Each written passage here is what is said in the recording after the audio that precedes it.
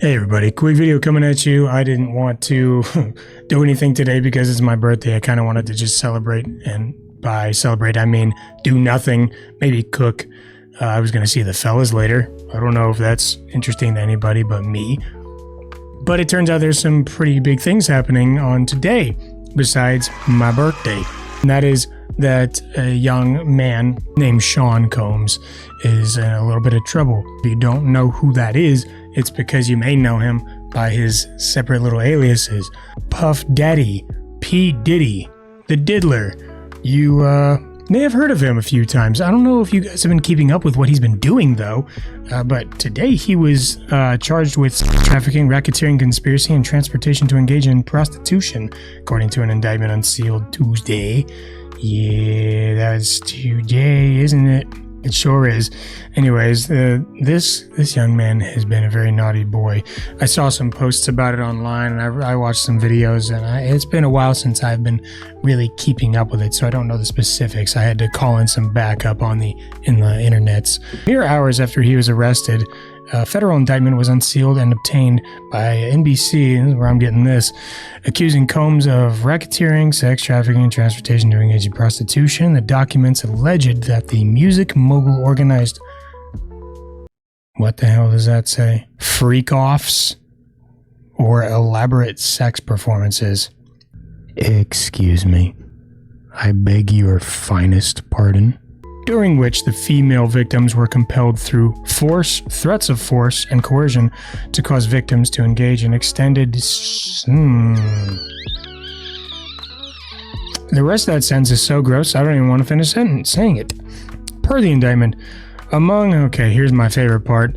Among the supplies seized by authorities from Diddy's homes earlier this year, there were 1,000 bottles of baby oil.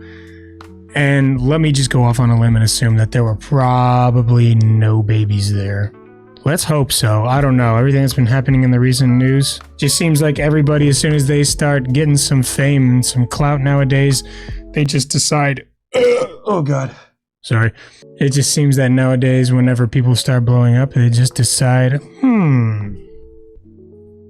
kids. And it's just, I don't understand. I don't get it. Why would anybody do this when you're famous? I mean, I guess I've seen The Boys.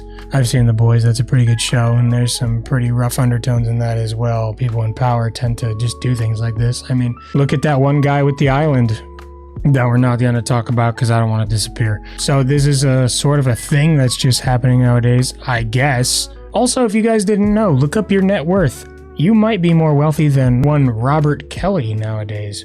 Last time I checked, I was more wealthy than him. Let me look that up real quick because I'm just kind of curious. What wonderful news!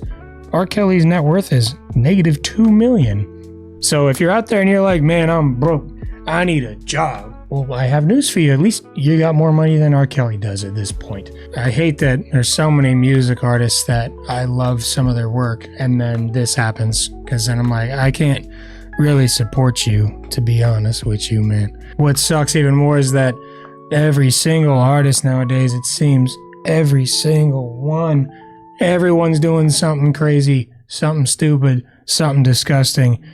Dang, God, I don't listen to Diddy music. And now what's Stax Wapo gonna talk about? Ain't no Diddy party's gonna be happening anymore. Here we are. This is the day and age we live in. Anyways, not that crazy, but I just thought it was something interesting happening today that I want to talk about briefly because I didn't have anything better going on. Before I sign off, though, I wanted to thank everybody for tuning in for the stream. Everyone that did, that tuned in for my 9/11 stair climb that I do annually. That was really cool. I didn't think that I would get as many people as I did. I think near the end there that we got like 60-something people. Sorry that my mic just muted. I still have no idea why that happened. It was fully charged. It was fine. I was trying to introduce another guy I just met who was on the stair climber next to me, who was also doing the 9/11 challenge too. The gentleman behind me was. Grant brought me a yoo-hoo. Then it was just a great stream. And shout out to Homes for Our Troops for being cool with letting me throw their name out there a little bit. I'm going to host a fundraiser with them soon. I don't know if we'll live stream that just because, I don't want to seem way too pretentious, but getting someone's name out there that's doing something good is a good idea. especially considering there's no weird, crazy accusations against them. Probably because it's not one entity. Thank you guys so much for that. That was really cool. I'm going to start multi-streaming here soon as well. YouTube and probably we'll see about Twitch. We'll do that.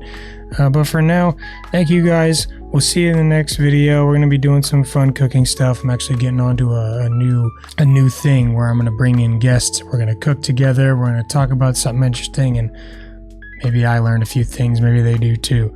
So stick around for a bit. Appreciate y'all. Love y'all.